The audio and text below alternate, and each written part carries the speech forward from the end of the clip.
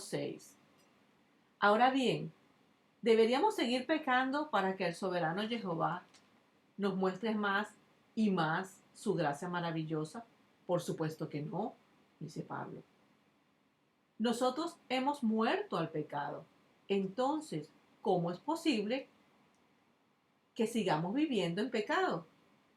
¿O acaso olvidaron que cuando fuimos unidos a Jesús de Nazaret, Jesús el Mesías, Jesucristo, en el bautismo, nos unimos a Él en su muerte?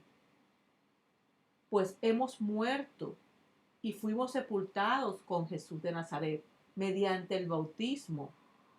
Y tal como Jesús de Nazaret fue levantado de los muertos por el poder glorioso del soberano Jehová, ahora nosotros también podemos vivir una vida nueva.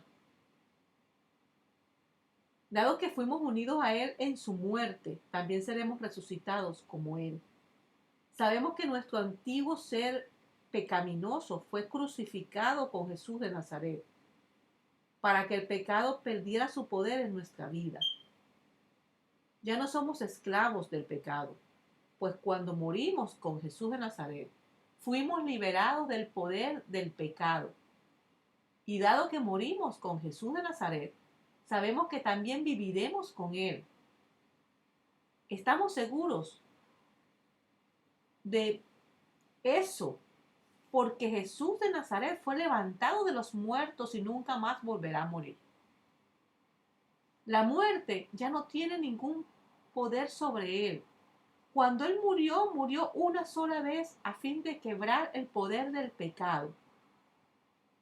Pero ahora que Él vive, vive para la gloria del soberano Jehová.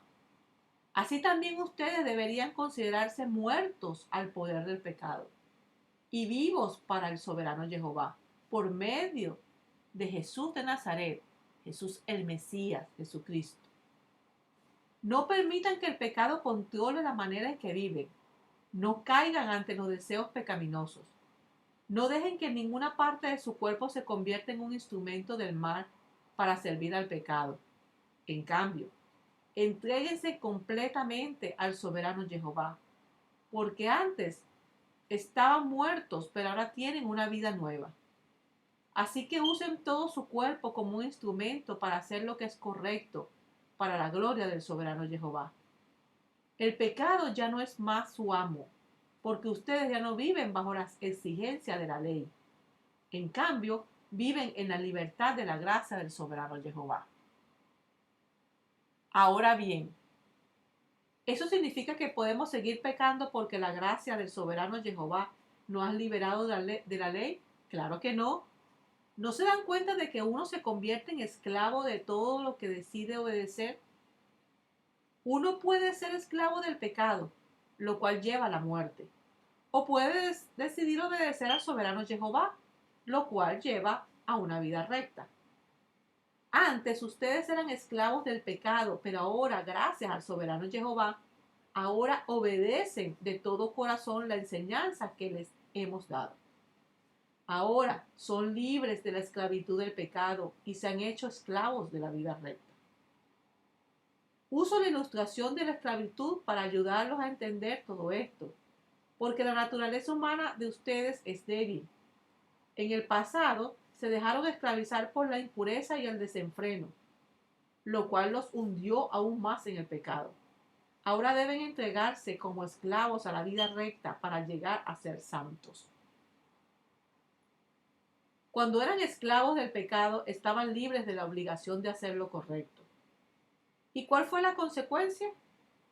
Que ahora están avergonzados de las cosas que solían hacer, cosas que terminan en la condenación eterna. Pero ahora quedaron libres del poder del pecado y se han hecho esclavos del soberano Jehová. Ahora hacen las cosas que llevan a la santidad y que dan como resultado la vida eterna. Pues la paga que deja el pecado es la muerte, pero el regalo que el soberano Jehová da es la vida eterna por medio de Jesús de Nazaret, Jesús el Mesías, Jesucristo, nuestro Señor.